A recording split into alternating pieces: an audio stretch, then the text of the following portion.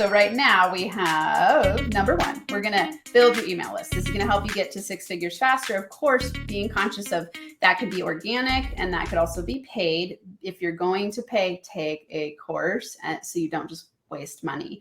I'm curious what you think about this in terms of building your list. I see sometimes people start a business and they want to do ads right away, and I don't think they know their messaging yet, and it just wastes money. What do you think? That's the thing.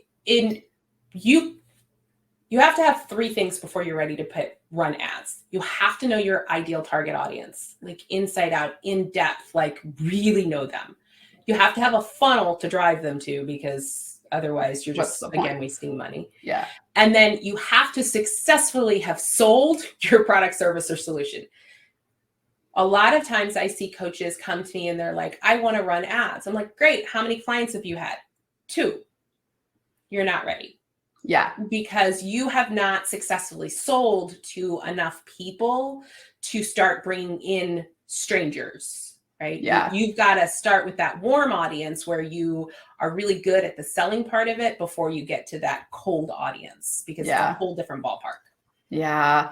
This makes me think so much about the scaling process and how, again, like we talked about at the beginning, it's like the expectation that everything's going to happen really fast. It's like, business building takes time. It's a journey, everyone. I don't like it when people get really discouraged really fast, thinking, oh, it should be happening faster, easier, without trial and error. Like, this is a practice and a process and a journey, and you're going to learn and you're going to grow. Like, I'm sure that, you said you've been in business for 17 years. I'm sure you've had some ups and downs on the way. All the time. I could give you tons of stories. It goes up and down. And one of the things that I know in the coaching world, at least, and I think in just in business world in general, is that you go out there and you start with XYZ client, right? I want to help XYZ client. And then as you start working with them, you're like, I really don't like this type of client. Yes. Before you run ads, really make sure you're running them and targeting the type of people you actually want to work with. Because otherwise you're wasting money. You're putting people on your email list that aren't your ideal client.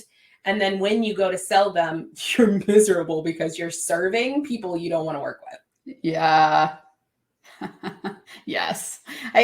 This is where, those myths we were talking about, it's like the myth of building a business that, and this is funny to say, because I always tell people, let's work less, make more, and have fun, and make money more easily.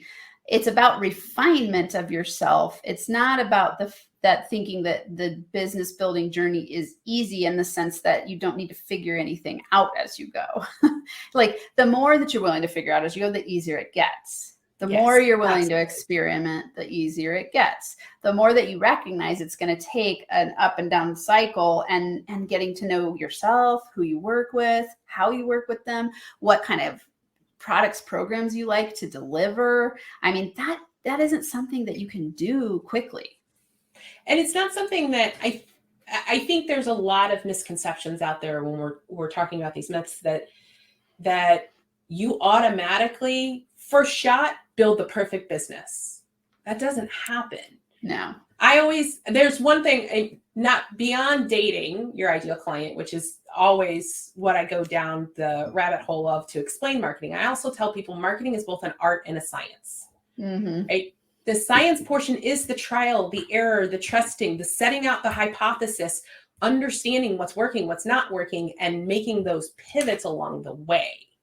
Yes. And being able to do that is incredibly important. And without it, you're honestly throwing spaghetti at the wall, hoping something sticks. Yeah. Yeah. Well, meaning, say more there. I'm curious. I want to hear more about that. So I see a lot of people, they try all of the tactics, right? Some guru told them to post 100 times a day on Instagram, and that's how they're trying tactics. They don't have a strategy in place.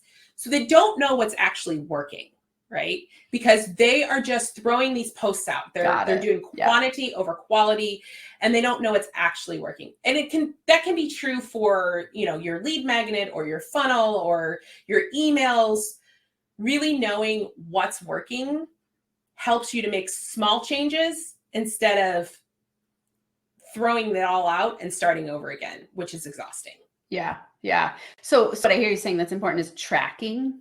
So it's building awareness around what's working and Yeah. what's not, instead of just like, hey, I'm going to throw everything out there and then see what happens. You're going to, it's doable. Like you can figure that out. It's just going to take you a lot more time and you're going to spend a lot more money. Yeah. Yeah. So we want to be strategic about it. Those business owners that are making high 6, 7, 8 figures, they're not doing it on a hope and a prayer, right? No. Like they're not, they have a very clear strategy and they're assessing the strategy along the way. Yeah. They're using the scientific method, for lack of better terms, of this got a really great click-through rate. This didn't. Let's do more of this and less of this. Yes. And it can be that simple. It takes the effort of focus, right? Yes. Instead of, and this is interesting because, you know, when I think about money blocks, a lot of people who get freaked out about looking at money and have this thought that once I get to this level in business, I'll be happier and then I'll start thinking about that stuff. It's the opposite, right? So we want to be willing to look at our money, because a money block is going, money causes stress, so I'm going to avoid looking at it. Yep. And that costs you more money. Mm-hmm. And so then you keep recreating that money block. And so don't do that, everyone. Absolutely. It's the same with marketing, by the way.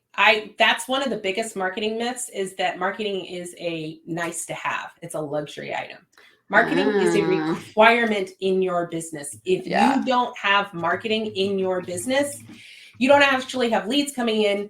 You can't make sales without leads. You don't have a business without sales. Yes. Well, and let's dig in a little bit here, because, you know, if marketing is a requirement, what I hear you saying is it could be organic marketing through social media or paid marketing to grow faster. Absolutely. It can be any type of marketing, but there are so many people out there that they do like the start and stop, right? Marketing, where they're like, I'm out here, I need money, I need clients, I'm out here, I'm out here, I'm out here. And then they disappear when they have 2 or 3 clients. And then they lose momentum and can't scale. Yeah. And the reality is, with marketing in general, it's about a 3-month process before you start to see results of consistently doing something, right? Doesn't matter what it is. Doing your YouTube channel where you are consistently posting something. It's like 3 months before you start really seeing those results of doing it. Even when you're pivoting, right? Because you could be doing, you could have YouTube. I've had YouTube for a long time, but I was really mostly focused on podcast and just releasing videos. And then I reversed it, and it was like, oh, I went from 200 subscribers to 900 in 6 months because I changed my focus and I started paying attention to YouTube specifically. So, you know, that's another thing I think is important for people to remember. It's not always about recreating the wheel and starting over. It could be very small, fine tweaks. You might already have a perfect lead magnet that you can have people opt into that just needs a few tweaks based on new understanding of business, of the people you want to work with. It may just be the hook. It may Totally. be the hook. Like the first thing they see just may not have if you change that hook, you may get hundreds of thousands of people downloading it. You don't know. And making small changes strategically and being aware of what you changed, allowing it time to marinate and do the thing it's going to do, is going to really help you